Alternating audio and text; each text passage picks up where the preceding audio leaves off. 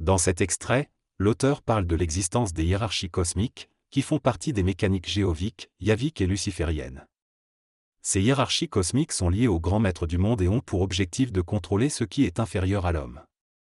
L'auteur mentionne que certaines personnes les considèrent de manière positive, tandis que d'autres les voient de manière négative, mais la dualité existe tant que l'être humain est relié à l'effusion et à la fusion.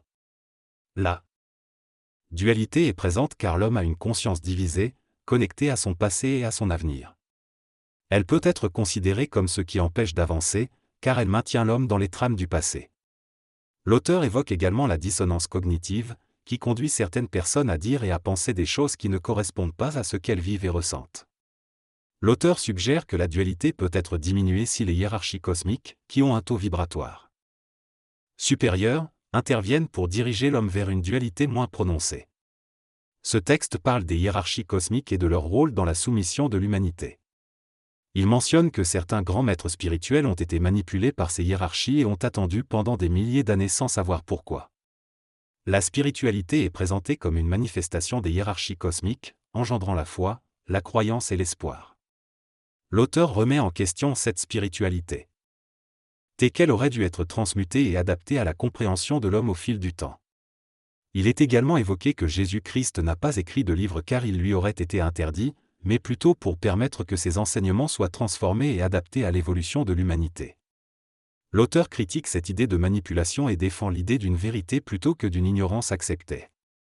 Il est également mentionné que certains êtres humains n'ont pas la structure génétique ou vibratoire pour comprendre ces enseignements. Le texte conclut en disant que l'intelligence ne peut pas être forcée chez un individu et que certains peuvent ne pas être prêts à la comprendre. Le texte évoque la possibilité d'une intentionnalité dans le système cosmique, visant à empêcher les corps physiques d'évoluer et de se préparer spirituellement.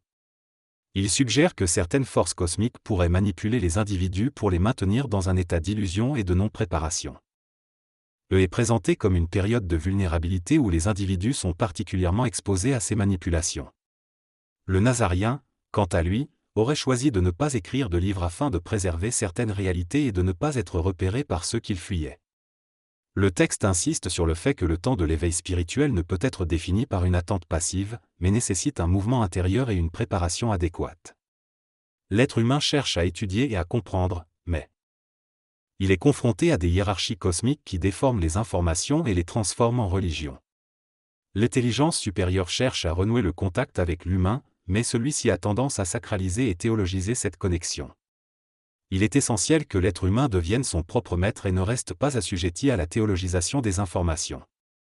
L'intelligence ne souhaite plus que l'humain se connecte à elle, de peur qu'il en fasse une religion. L'humain n'a pas encore compris le mensonge cosmique et il analyse les faits après coup, ce qui l'empêche de se libérer des croyances et des limites imposées.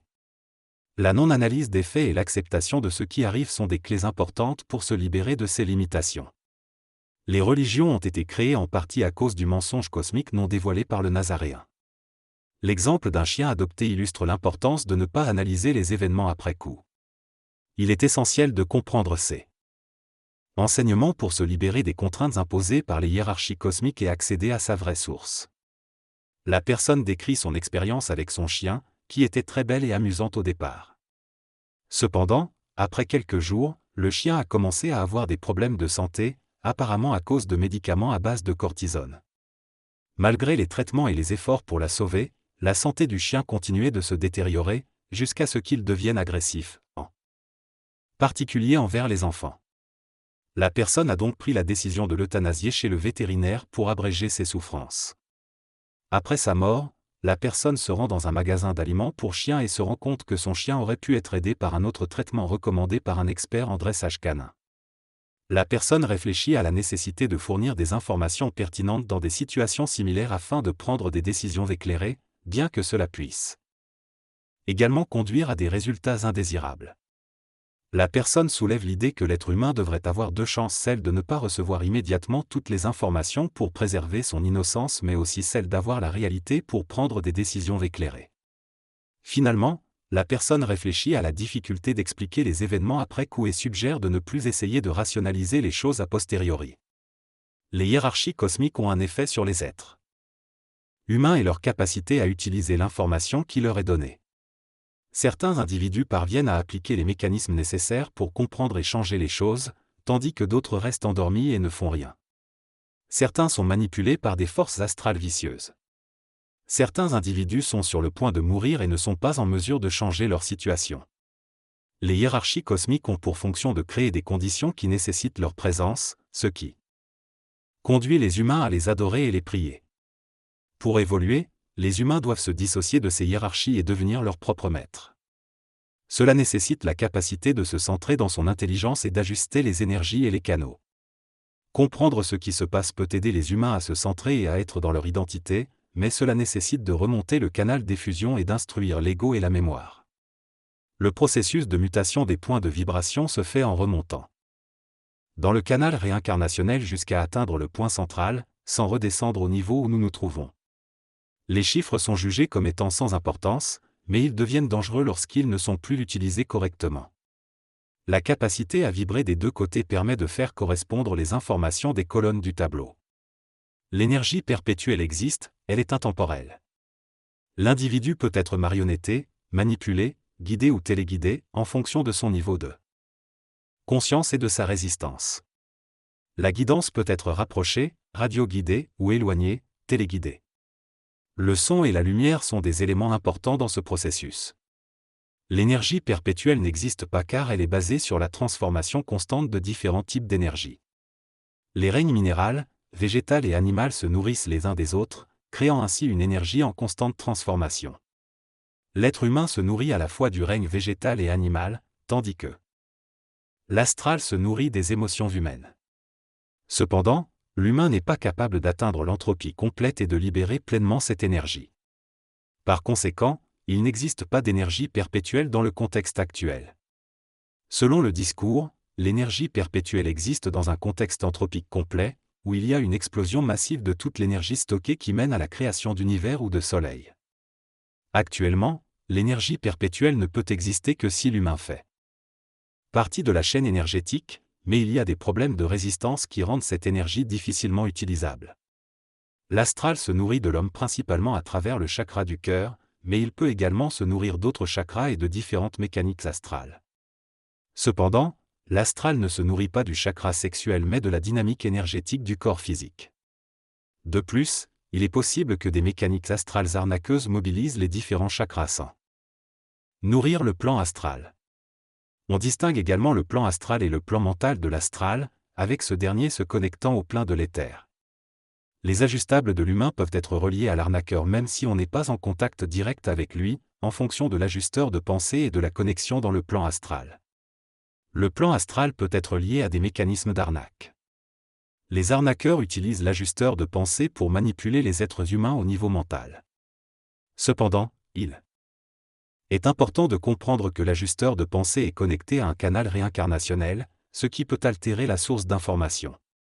L'être humain manipulé par le plan astral est principalement contrôlé par le canal réincarnationnel, mais lorsqu'il commence à se connecter à des formes de conscience plus élevées, l'ajusteur de pensée se détache progressivement du canal réincarnationnel. Cela peut entraîner des périodes de dépression et de manque de motivation. L'information astralisée cherche ensuite à atteindre le plan supramental, où elle peut se connecter à des arnaqueurs. Cependant, il est important de noter qu'un véritable guide ne serait pas encore accessible à ce stade. Lorsque l'être humain est manipulé par des forces qui sont au-dessus de son niveau d'existence, il peut ressentir de la souffrance et de l'esserrement.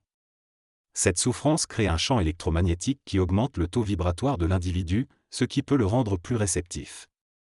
Pour remédier à cette situation, il est important de placer les énergies de manière appropriée, en détachant les canaux énergétiques des événements et des influences indésirables, et en les reliant à des canaux plus favorables.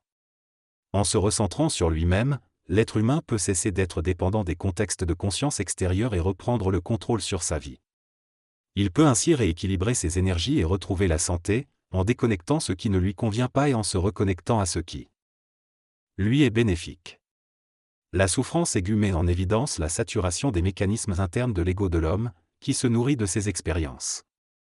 En résumé, cela signifie que lorsque différentes parties de soi se nourrissent normalement d'événements, de souffrances, de maladies, des autres, etc., elles deviennent soudainement saturées, provoquant une forme d'indigestion dans le plan astral. La saturation de l'ego entraîne une crise interne au sein de celui-ci, car tout ce qui ne peut pas nourrir la partie de peur devra nourrir d'autres parties de l'ego, provoquant ainsi une crise complète. Pour se débarrasser de l'excès d'énergie, l'ego entre dans une phase orbitale rapide, projetant cette énergie sur l'enveloppe du périsprit de l'âme. Cela peut conduire à des pathologies dans le corps physique ou à un excès d'activité dans le plan mental. L'énergie rejetée par l'ego peut également augmenter le taux vibratoire du plan mental, ce qui peut entraîner des phénomènes de manipulation, de guidage, etc. Cet électromagnétisme se reflète également au niveau cellulaire du corps physique, créant des mécanismes pathologiques. L'âme envoie cette énergie par l'intermédiaire du chérubin, activant les particules atomiques du corps physique. Finalement, une petite fille de 17 ans peut faire l'expérience d'une souffrance lorsque ses croyances concernant l'amour sont remises en question. Je suis déterminé, à partir dès le début et je refuse de laisser le moindre espace vide. Je vais tout donner pour réussir.